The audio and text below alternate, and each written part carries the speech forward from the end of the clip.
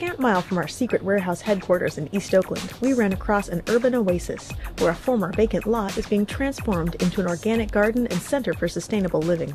It's called SOL, for Sustaining Ourselves Locally. There we spoke with Shireen, who told us a bit about SOL's motives and methods for improving food security in Oakland's lower San Antonio district. We just started collaborating with a nonprofit that's down the road called EBASI, East Bay Asian Youth Center. They've started a bunch of farm stands at local elementary schools, so a lot of the vegetables and fruit that we're growing here, we're going to be helping them, we're going to be supplying their farm stands. What happens is parents come to pick up their kids after school, so these farm stands are there after school, I think once a week. And so the parents they see this produce, you know, it's right there, they have to pick up their kids, and they're like, oh, I like greens, I like tomatoes, you know, whatever. And so they have the opportunity. It's super cheap, and I think the farm stands are going to accept WIC and EBT, and so it's really accessible for anybody. Great. Yeah. So this is our greenhouse. Lots of peppers. In the summertime, it gets really, really dry in here, so we use it primarily for plants that love heat, like peppers, eggplant, tomatoes, basil, that kind of stuff. Because they thrive, they do really well in pots in the greenhouse. And then once it's winter time, fall, winter, spring, we use the greenhouse to propagate plant starts. What kind of stuff do you have started here? Right here, this is broccoli. This is Mexican marigold. This is sage. You got mint back there. I can smell that. It smells really good in here. Yeah, totally. Just come in here for the aromatherapy. Yeah, you know. The compost first from our kitchen goes first into their food, and then they have a few days with it. They get to like eat what they want.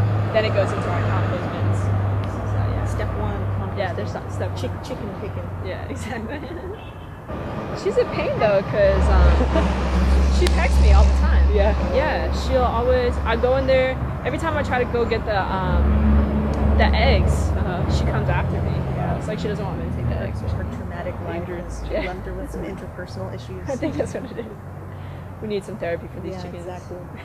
Okay, so this is something called ponics, and it's using urine to grow food. So yeah, so this over here is like the latrine part of it. You go up a few steps, and then there's a little latrine. And so the great thing is that the roots of the plants go down, and they access all that nitrogen and that water that's in the urine. And you know, nitrogen is a really important thing to make plants grow. So it's just a great way of like recycling instead of wasting, flushing down the toilet, all that beautiful nitrogen.